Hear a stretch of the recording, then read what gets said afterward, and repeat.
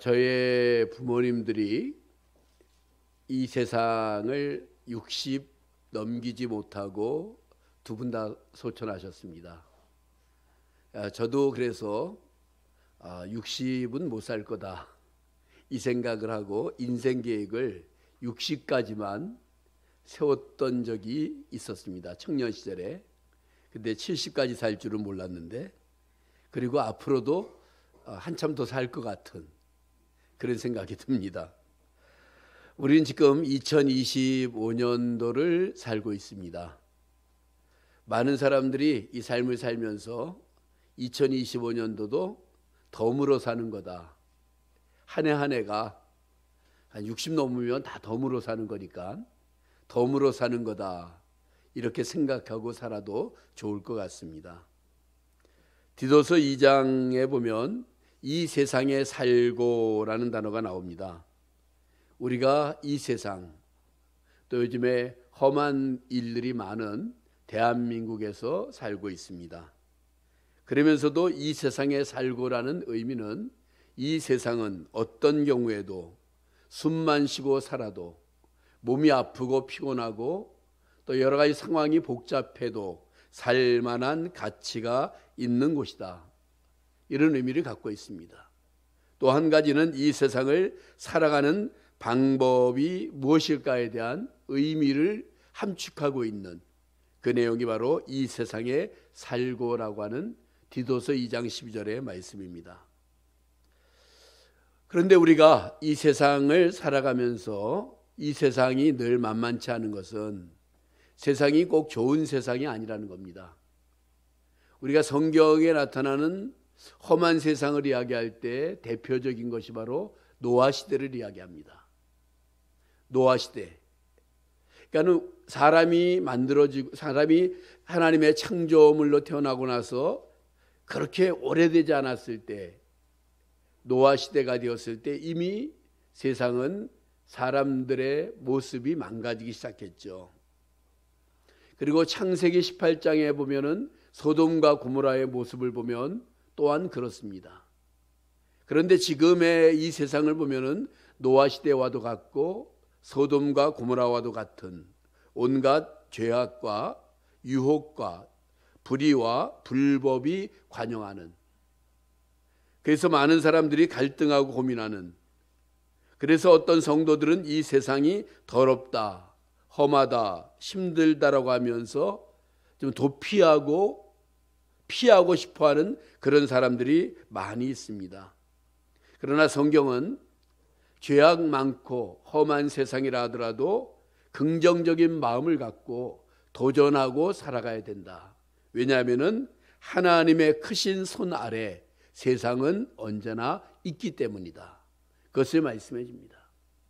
하나님의 크신 손과 하나님의 큰 눈으로 세상을 보고 계시기 때문에 우리는 험한 세상, 복잡한 세상, 마음에 안 드는 세상이라 하더라도 세상은 살 가치가 있고 또 그 가운데서 우리는 힘써야 된다는 것이죠. 그래서 우리는 늘 생각해야 됩니다. 이 세상을 어떻게 살 것인가. 바로 하나님의 말씀인 성경은 우리에게 두 가지를 이야기해 주죠. 어떻게 하나님의 자녀가 될 것인가, 그리고 하나님의 자녀가 된 사람들은 어떻게 세상을 살 것인가. 그래서 우리는 이미 하나님의 자녀가 되었기 때문에 어떻게 세상을 살 것인가에 대해서 하나님의 말씀을 통하여서 끊임없이 배워야 된다는 것입니다. 본능대로 사는 것이 아니라, 세상 방법으로 사는 것이 아니라 하나님의 말씀을 기준으로 하여 사는 것이 바로 기독교인들의 방법이라고 하는 거죠. 그러니까 기독교인들이 세상을 사는 방법은 따로 있다는 겁니다. 세상 사람들의 처세나 기준이 아닌 우리 나름대로 따로 있다는 거죠. 그것을 성경은, 또 신학은 이렇게 말합니다. 계시, 의존, 사색. 모든 것을 하나님의 말씀을 근거로 생각하고 하나님의 말씀을 근거로 해서 따라서 살아가라. 그것이 바로 계시, 의존, 사색이라 이렇게 표현하고 있습니다. 오늘 세상을 잘 살았던 사람 중에 한 사람인 다윗의 이야기입니다. 오늘 본문의 말씀 사무엘상 22장은 다윗이 어떤 인물이었는가를 잘 보여주는 내용을 갖고 있습니다. 구약의 다윗은 이 세상을 가장 나름대로 성공적으로 산 하나님의 마음에 맞는 표준적인 인물이라고 볼 수 있습니다. 물론 다윗도 실수도 있고 다윗도 죄도 있고 다윗도 문제도 있었지만 그럼에도 불구하고 그는 하나님 편에 서고 하나님 중심으로 살려고 애썼고 그런 모습을 가진 사람입니다. 다윗은 역사적으로 순탄치 않던 시대에 태어났습니다. 블레셋이라고 하는 나라가 왕성해지고 끊임없이 이스라엘을 공격해 올 때 이스라엘 백성들이 사사시대가 끝나고 하나님이 원치 않았던 왕 사울이 왕으로 등장했을 때 혼란스러운 그 시기에 그는 태어났습니다. 그리고 많은 형제 중에 말째로 태어나서 온갖 풍상, 고초 그런 것을 겪으며 살아갔습니다. 그런데 그에게 어떤 기회가 왔죠. 바로 골리앗이라고 하는 사람 앞에 설 수 있는 기회가 와서 그 기회는 그를 높여주는 계기가 되었습니다. 이스라엘 백성들이 큰 문제였지만 그에게는 기회가 되었죠. 그러나 그 기회가 결국은 사울 왕이 자신을 죽이려 하고는 그 내용들이 바로 사무엘상 18장에서 31장까지 계속되고 있습니다. 도망자의 모습이 되었습니다. 하루하루를 죽느냐 사느냐 그런 긴박한 상황에 놓여 있었습니다. 그런데 이러한 모든 어려움들을 이기고 그는 이스라엘의 왕이 되었고 후세에 위대한 업적을 남겼고 그리고 이스라엘 다윗 왕국 재건을 만들어주는 놀라운 사람이 되었습니다. 다윗을 이야기할 때 흔히 우리는 명품 성도라, 진품 성도다라고 표현합니다. 우리가 한 사람의 이야기를 이야기하게 될 때 몇 개의 하나의 징검다리처럼 쓰여져 있는 내용이 있습니다.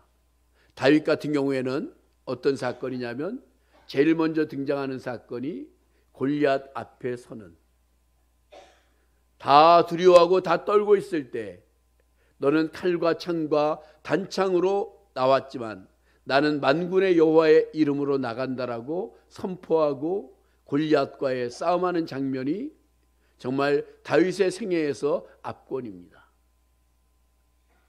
다윗이 도망자의 자리에 접어들었을 때 원수 사울이 끊임없이 죽이려고 했는데 마침 사울을 죽일 수 있는 기회가, 깜짝같이 죽일 수 있는 기회가 찾아왔습니다. 바로 다윗이 숨어있는 굴 속에 사울이 볼일을 보러 들어왔다가 언제든지 죽일 수 있는 기회가 있었지만 하나님이 세운 자라고 하는 것 때문에 죽이지 않았던 다윗의 생애에서 나타나는 그런 모습이기도 하죠. 그리고 나중에 이스라엘의 왕이 되었을 때도 그는 바로 예루살렘으로 올라가지 않고 헤브론으로 가고 사울 왕의 자손들까지 끝까지 책임져주는 다윗의 어떤 모습 속에, 그리고 하나님의 성전을 건축하고자 하는 마음이 있었지만 하나님이 허락하시지 않자 모든 것들을, 물자나 모든 것들을 준비해놨던 그런 다윗의 생애에 많은 것들이 있습니다.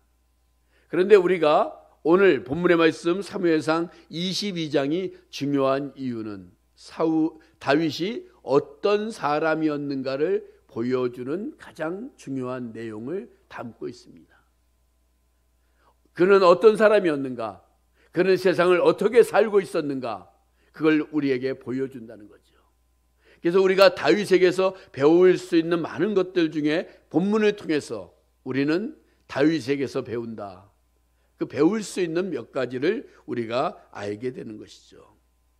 세상 사는 방법을 알려주는 성경의 수많은 말씀 가운데 다윗을 통해서 오늘 우리가 어떻게 세상을 살 것인가, 그 부분을 말씀해 준다는 겁니다. 다윗의 생애를 보게 되면 그는 사람을 얻으며 살았습니다. 다른 말로 표현하면 그의 주변에는 언제나 사람이 있었어요. 좋은 사람들이 있었어요. 다윗 편을 드는 사람들이 있었어요. 다윗과 함께하는 사람들이 있었어요. 사람의 마음을 얻으며 살았습니다. 그런 물질이나 권력이나 어떤 것보다도 사람을 얻는 것이 중요하다는 것을 알았던 사람입니다. 우리도 인생을 살아가면서 많은 사람을 얻지 못한다 하더라도 몇몇 사람들, 나와 함께 할 사람들, 끝까지 같이 갈 사람들, 나를 위해 희생할 수 있는 사람들, 이러한 사람들, 내가 또한 그를 위해서 희생할 수 있는 그런 사람들, 사람을 얻는 것, 이것은 대단히 중요한 것입니다. 내가 성공했다고 했는데, 내가 많은 것을 가졌다고 했는데 돌아보니 주변에 어떤 사람도 없이 홀로라면 그것은 마치 사막의 광야에 혼자 있는 것과 마찬가지입니다. 그것보다는 우리가 많은 것들을 갖지 못했고 세상 사람들이 성공이라고 말하지 않는다 하더라도 내 주변에 나와 함께할 사람이 있다면, 친구와 동료나 성도나 어떤 사람들이 있다면, 다윗 같은 경우를 보면은 다윗 주변에는 언제나 선지자들이 있었어요. 하나님의 사람들이 있었어요. 다윗 밑에는 세용사와 같이 다윗에게 목숨을 걸 만한 사람도 있었어요. 이런 많은 사람들이 다윗 곁에 언제나 있었다라는 거죠. 원수 사울왕의 아들인 요나단도, 이 딸인 미갈도 다윗 곁에 있었어요. 이스라엘 온 백성들이 그를 사랑했어요. 아히멜렉과 같은 제사장도 그와 곁에 있었어요. 종교계와 사회와 이웃 많은 사람에게 인심을 얻었던 사람이 바로 다윗입니다. 그런데 오늘 더 중요한 사람들이 다윗 곁에 있었어요. 그것은 바로 오늘 본문의 말씀의 내용들을 쭉 보면 그의 부모가 다윗 편이었어요. 다윗이 쫓겨다니고 힘든 상황이고 이스라엘의 원수처럼 여겼지만 그 부모가 다윗 편이었어요.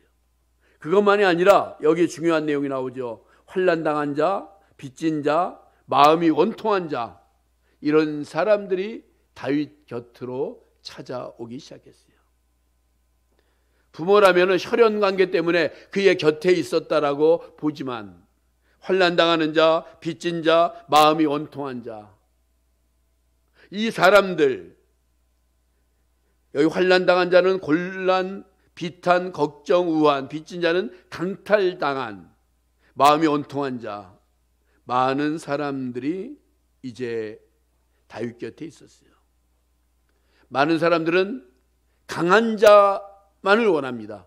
내 곁에 강한 사람이 있으면, 내 곁에 능력 있는 사람이 있으면, 내 곁에 나를 도와줄 수 있는 사람이 있으면이라는 강한 사람들을 원하는데, 다윗은 오히려 강한 사람이 아니라 환난당한 자, 빚진 자, 마음이 원통한 자 같은 이런 사람들을 곁에 두었어요. 지금 자기 몸 하나 간수하기도 쉽지 않고 자기 주변에 자기 부하들이 자기를 도와줄 수 있는 사람들이 많지 않은데 이 사람들의 무리들이 거의 400명 가까이 왔을 때 이것을 어떻게 책임지는가? 여기에서 우리는 하나님의 나라, 하나님의 일을 위해 사람과 협력하여 팀을 이루어서 하게 하는데 이 팀은 꼭 강자들만이 모여지는 것이 팀이 아니다. 약한 자, 그런 많은 사람들도 바로 팀이 될 수 있다는 것을 우리에게 보여줍니다. 성경에 팀에 대한 이야기가 많지요. 팀 사역이라고 보통 표현하는데 베드로와 요한이, 바울과 바나바가, 그리고 나중에 모세, 아론, 훌 이런 경우로 팀을 이루어서 사역을 하는, 한 사람이면 넘어지겠거니와 두 사람은 삼겹줄과 같이 강해진다는 것처럼 팀 사역의 중요성을 말합니다. 교회도 마찬가지입니다. 우리가 마음을 같이 할 수 있는 사람이 있다면, 팀을 만들 수 있다고 한다면 그 팀으로 말미암아 하나님의 나라와 하나님의 교회가 아름답고 좋아질 것입니다. 예전에 미국의 카네기 연구소에서 1만 명을 대상으로 연구했는데 출신 성분, 가족관계, 학력 등 많은 것들을 분석했어요. 그 결과에 기술적 능력이나 뛰어난 두뇌는 성공 요인의 15%에 불과했고 뛰어난 대인관계의 능력이 85%를 차지하고 있다는 결과가 나왔어요. 그러니까 어떤 뛰어난 두뇌나 기술적 능력이 성공 요인이 되는 것도 있지만 더 중요한 것은 대인관계의 어떤 능력들. 직장에서 해고된 하버드 대학의 직업연수의 결과였는데 해고된 경우에 그 내용들을 보면 일을 못해서 해고된 경우는 많지 않고 대인관계의 문제 때문에 해고된 경우들이 많았다. 이런 연구 결과도 있었습니다. 다윗은 훗날에 왕위를 빼앗긴 적도 있었어요. 다시 광야로 도망다니는 비참한 처지에 있을 때도 있었어요. 그렇지만은 그 상황 속에서도 압살롬은 점점 인심을 잃었지만 다윗은 인심을 회복하고 왕권을 회복했던 것을 보게 됩니다. 민심이 선심이라는 말처럼 많은 사람들의 마음을 얻었던 것, 사람의 마음을 얻으며 살았던 것이 바로 다윗의 모습입니다. 그런데 왜 다윗은 약자 편에 섰을까? 성경이 말하는 약자는 하나님이 기억하는 사람들입니다. 하나님은 강자만을 기억하는 것이 아니라 하나님은 약자의 울부짖음, 약자의 고통, 약자의 신음소리를 기억하시는 분이 바로 하나님이셔요. 그러므로 사람을 얻는 것 또한 하나님의 은혜인 것을 늘 기억해야 됩니다. 다윗 곁에는 늘 사람들이 있었다는 거죠. 사무엘 선지자로부터 시작해서 나단 선지자, 갓 선지자, 하나님의 사람들이 그를 위해 기도해 줬고 베들레헴의 물을 길러왔던 세용사, 목숨을 걸었던 그런 사람들도 있었고, 그래서 우리는 늘 기도해야죠. 좋은 사람 만나기를, 내가 좋은 사람이 되어지기를, 그러니까 많은 사람과 함께 어떤 것을 얻기를 위한 기도. 다윗의 인생 방법, 사람을 얻으며 좋은 사람이 되며 살기 위한 그 모습을 먼저 보게 됩니다. 두 번째 다윗의 모습은 관용입니다. 다윗이 사람들에게 사랑받고 존경받으면서 사람의 마음을 얻은 동력이 무엇일까? 관용이라는 것은 용납, 용서, 받아들임, 포용, 바다와 같은 넓은 마음, 성경적으로 말하면 사랑의 정신, 사랑의 마음을 가진 사람이었다. 성경은 남의 잘못을 용서하라, 다른 사람의 실수를 덮어두라, 상대방을 포용하고 너그럽게 받아들이라, 할 수 있으면 모든 사람을 더불어 화평하라, 자기보다 남을 낮게 여기라. 이 많은 말씀들이 사랑과 관용의 용어들입니다. 관용, 용납, 용서. 오늘 본문의 말씀 1절 2절에 보면 다윗이 그것을 떠나 아둘람굴로 도망하며 그 형제와 아비의 온 집이 듣고 그에게 내려갔다. 환난당한 자와 빚진 자와 언통한 자가 그에게 갔다. 가족, 백성, 선지자, 많은 사람들이 있었는데 그 이유가 다윗이 바로 관용과 용납의 사람이었다는 겁니다. 빚지고 도망친 사람들, 마음이 원통함을 품은 사람들, 정부에 대해, 이웃에 대해, 일가 친척에 대해 마음에 한을 품은 사람들이었지만, 인간적으로 다루기가 힘들고 골치가 아픈 사람들이었지만 다윗은 이들을 포용했습니다. 사실 상처받은 사람들은 정말 상처 때문에 힘들어요. 본인도 힘들고 주변 사람들도 힘들고. 그렇지만 그런 사람들을 포용하는 것이 바로 신앙입니다. 다윗이 자기를 죽이려고 13년간이나 쫓아다녔던 사울 왕을 2번이나 죽일 수 있는 기회가 있었지만 해치지 않죠. 다윗이 쫓겨다니는 동안 수백 명의 군사들과 함께 심각한 굶주림에 당할 때가 있었지만은 그때에도 그는 지혜롭게 그런 부분들을 처리하는 그 모습을 우리가 볼 수 있습니다. 오늘날 사람들은 누구를 좋아합니까? 부드럽고 온유한 사람들을 좋아합니다. 처세술은 그렇게 말하지 않죠. 강한 사람처럼 보여야 한다고 그게 성공이라고 말하고 있죠. 그렇지만 우리는 그것이 아니라 관용의 마음, 부드러운 마음. 관용 정신은 예수 정신입니다. 관용의 모습을 다른 말로 표현하면, 성경적으로 표현하면 온유라 이렇게 표현합니다. 온유. 주님은 친히 나는 마음이 온유하고 겸손하니 나에게 와서 내게 배우라고 말씀하셨습니다. 그래서 관용의 정신은 온유한 마음이며, 바로 온유한 자가 땅을 기업으로 차지하듯이 세상의 모든 것들을 얻듯이, 땅이라는 것은 바로 기업을 말합니다. 그 기업을 얻게 되는 것, 온유한 사람, 관용의 사람, 큰 마음의 사람. 예수님은 관용의 모범이셨죠. 자신을 팔아 넘기려는 가롯된 유다에게도 빵을 주시면서 그 빵을 먹는 동안에 회개할 기회를 주셨습니다. 예수님을 부인하고 저주하던 베드로에게도 관용의 눈으로 쳐다보면서 그로 하여금 회개하도록 하셨습니다. 부활하신 예수님은 자기를 버리고 도망친 제자들을 위해 갈릴리로 먼저 찾아가셨고, 바닷가에서 음식으로 그들을 위로하시기도 했습니다. 뿐만 아니라 자기를 조롱하고 십자가에 못 박고 침을 뱉던 사람들을 위해 아버지여 저들의 죄를 용서해 주옵소서, 저들은 자기들이 하는 것을 알지 못합니다라고 관용을 베푸셨습니다. 오늘날 사람들은 자신의 실수에 대해서는 관대하지만 다른 사람이 조금만 실수하면 한치의 용서도 없는 그런 세상을 우리가 살고 있습니다. 사람 가운데 바른 말을 잘하는 사람들이 있습니다. 그러나 너그러운 사람이 바른 말을 해야 변화가 있지, 뾰족한 사람이 바른 말을 하면 인심이 떠나죠.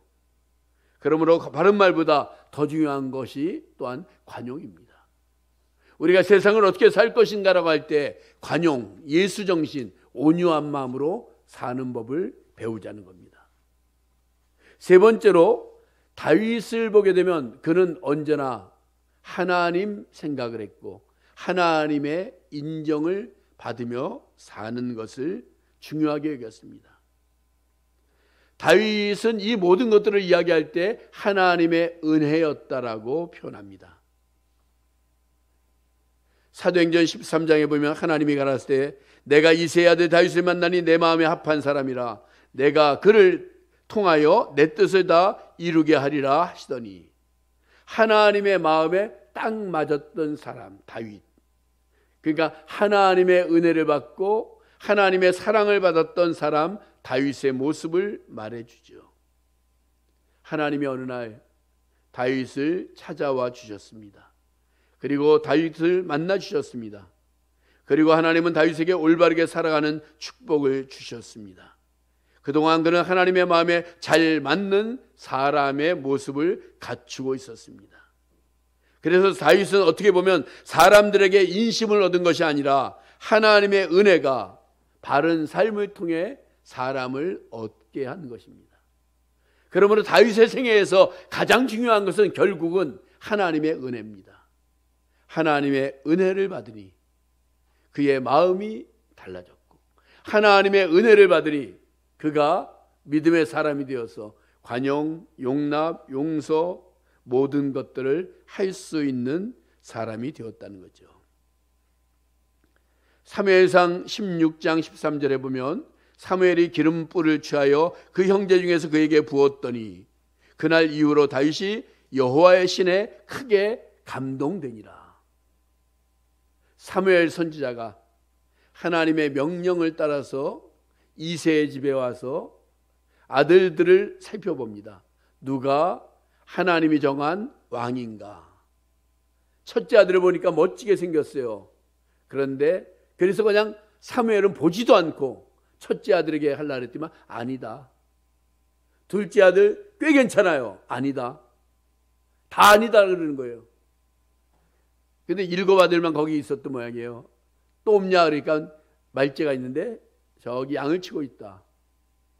데려와라 그랬는데 데려왔는데 그 막내 아들 말째가 바로 눈이 빼어났다라고 하는 것은 그 마음이 영이 맑았다는 거예요.